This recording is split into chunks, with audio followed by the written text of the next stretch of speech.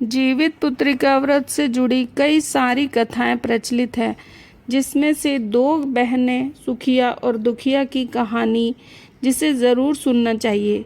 कथा के अनुसार दो बहनें थीं, एक का नाम सुखिया और दूसरी का नाम दुखिया था। नाम की तरह ही दोनों का भाग्य भी ऐसा ही था। सुखिया अमीर थी और सुखी थी, दुखिया नाम के मुताबिक गरीब थी और दुखी थी। दोनों बहनें एक ही गांव में रहती थी। सुखिया के घर दुखिया काम किया करती, साफ सफाई करती, खाना बनाती और जो खाना बच जाता वो खाना उसे मिल जाया करता। समय बीतता गया, दोनों बहनें दो दो पुत्र की माँ बन गईं। अब जितिया का व्रत आया तो हमेशा की तरह दोनों बहनों ने जितिया का व्रत रखा। सुखिया दुखिया के घर में काम किया करती। व्रत के दिन दुखिया ने सुखिया के घर जो चावल फटका, उसकी जो चूरी निकली उसे अपने पास रखा और साफ चावल सुखिया को दे दिया। फिर उसने साग चुना, यहाँ भी बढ़िया साग सुखिया के लिए रख दिया और जो बची हुई डंठल थी उसे अपने लिए रख लिया। और अब दुखिया ने सुखिया के घर खाना बनाकर अपने घर चावल की चूरी और साग की डंठल लेकर आकर चावल बनाए और डंठल का साग बनाया, उसे बच्चों को खिलाया और खुद भी खाया। इसके बाद वो सोने चली गई। आधी रात में एक बूढ़ी औरत उसके घर का दरवाज़ा खटखटाती है तो दुखिया ने पूछा, आप कौन हैं? तब उस बूढ़ी औरत ने बोला, बेटा हम हैं। दुखिया ने उठकर दरवाज़ा खोला और कहा, माँ आपको क्या चाहिए? इतनी रात में आप यहाँ किस लिए आई हैं? तब बुढ़िया ने कहा, बेटा मुझे भूख लगी है, कुछ खाने को दे दो। दुखिया उस बूढ़ी औरत को घर के अंदर ले जाती है और कहती है, हम लोग बहुत ही गरीब हैं, आज मैंने चावल और डंठल का साग बनाया है, क्या आप उसे खाएंगी? तो बुढ़िया ने कहा, हाँ हाँ क्यों नहीं खाएंगे, मैं बहुत भूखी हूँ, वही खा लूँगी। दुखिया अंदर जाकर चावल और साग लेकर उस बुढ़िया को खाने को देती है। बूढ़ी औरत खाना खाने के बाद कहती है कि मुझे अच्छे से दिखाई नहीं देता, इतनी रात में मैं अंधेरे में घर कैसे जाऊंगी? तो दुखिया ने कहा, कोई बात नहीं माँ, आप यहीं पर सो जाओ, सुबह होने पर अपने घर चली जाना। तब बूढ़ी औरत रात में दुखिया के घर में ही सो जाती है। बूढ़ी औरत थोड़ी देर के बाद उठकर कहती है, बेटा मुझे पखाना लगा है, कहाँ करूँ?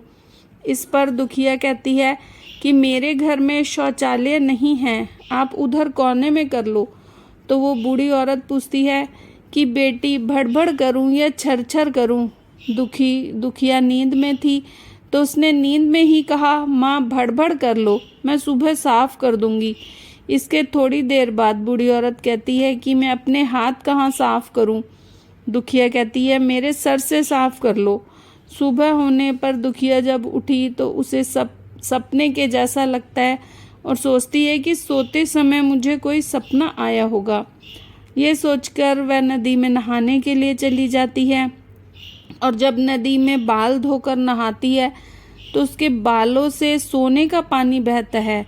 आसपास की महिलाएं यह देखकर आश्चर्यचकित हो जाती हैं और दुखिया से कहती हैं कि क्या बात है, तुम्हारे बालों में से तो सोने का पानी गिर रहा है।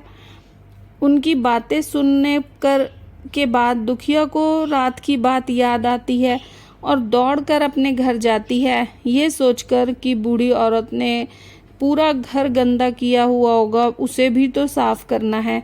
लेकिन जब वो अपने घर आती है तो देखती है कि घर के हर कोने में ढेर सारा सोना पड़ा हुआ है। ये सब देखकर दुखिया बहुत खुश हो जाती है और सोचती है कि ये सब जीमूत वाहन जी की कृपा से हुआ है, जितिया माता की कृपा से हुआ है। जो बूढ़ी माँ मेरे घर आई थी वो मुझे आशीर्वाद में ये सब देकर गई हैं। दुखिया अपना व्रत पूरा करने के बाद अपने बच्चों से कहती है कि जाओ मौसी के घर से तराजू लेकर आओ, मुझे सोना नापना है।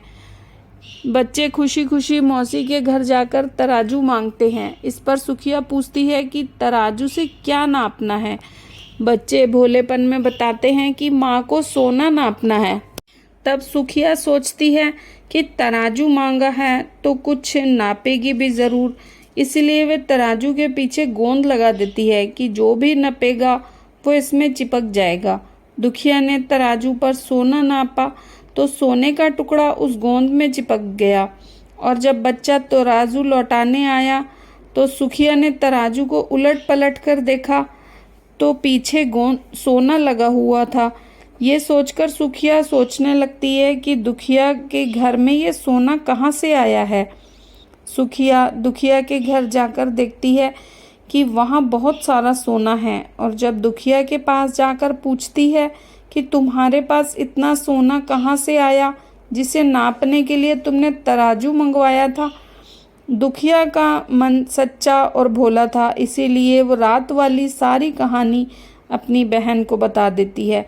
लेकिन सुखिया का मन लालची था, उसे ईर्ष्या होने लगी कि दुखिया के पास हमसे ज़्यादा धन आ गया, अब तो अगले जितिया को मैं भी चावल और डंठल का ही साग बनाऊंगी। फिर अगले साल जितिया का व्रत दोनों बहनों ने रखा। सुखिया के पास सब तरह का सुख और धन था, इसके बावजूद वह जितिया के दिन चावल फटक कर साफ चावल छोड़कर चावल की चूरी और बनाती है, और डंठल में से साग के पत्ते हटाकर डंठल का साग बनाती है। डंठल अपने पास रख के और उसका बना के खाना पूजा पाठ कर और खा पी सोने चली जाती है। आधी रात को सुखिया के घर में भी एक बूढ़ी औरत आई। सुखिया तो उसका इंतज़ार ही कर रही थी। उसने तुरंत दरवाज़ा खोलकर उस बूढ़ी औरत को अपने घर के अंदर ले जाती है। बूढ़ी औरत ने बोला, मुझे तो भूख लगी है, कुछ खाने को दो। इस पर सुखिया कहती है कि मैंने चूरी का चावल और डंठल का साग बनाया है। तो वो बुढ़िया कहती है, कोई बात नहीं, वही खाना मैं खा लूँगी। सुखिया ने वही खाना परोसकर खाने को दिया और सोने चली गई। थोड़ी देर बाद बूढ़ी औरत ने बोला, मैं घर नहीं जा सकती क्योंकि मुझे रात को दिखाई नहीं देता। तो सुखिया ने कहा, कोई बात नहीं, आप यहीं सो जाओ। बूढ़ी औरत थोड़ी देर बाद फिर कहती है, मुझे पखाना लगा है, कहाँ करूँ? तो वहीं कोने में कर लो। थोड़ी देर बाद बुढ़िया बोलती है कि भड़बड़ करूँ या छरछर करूँ। यहाँ सुखिया को याद नहीं आता कि दुखिया ने क्या बताया था, तो सुखिया बोली, माँ छरछर कर दीजिए। बुढ़िया ने फिर कहा कि बेटी मैं अपने हाथ कहाँ साफ करूँ? इस पर सुखिया ने कहा, मेरे सर में साफ कर लीजिए। तब वो बूढ़ी औरत सुखिया के सर पर अपना हाथ साफ कर लेती है। जब सुबह सुखिया उठती है तो उसके पूरे घर में गंदगी फैली हुई थी। इसके अलावा उसके बालों में भी गंदगी लगी हुई थी। यह सब देखकर सुखिया बहुत दुखी हो जाती है और उसे अपनी बहन पर भी गुस्सा आता है। सुखिया गुस्सा होकर अपनी बहन को बुलाती है और कहती है, तुमने झूठ कहा था और मेरा पूरा घर गंदा करवा दिया। इस पर दुखिया, तुमने क्या कहा था कि भड़बड़ या छरछर? तो सुखिया ने बताया कि उसने छरछर बोला था। ये सब सुनकर दुखिया बोली, तुमने यहीं पर गलती कर दी। तुम्हारे पास तो सब कुछ था, किसी भी चीज़ की कमी नहीं थी, फिर भी तुमने लालच किया। तुम्हारे घर स्वयं जी बाबा आए, वेश बदल कर आए, किंतु तुमने उन्हें अच्छा खाना नहीं परोसा।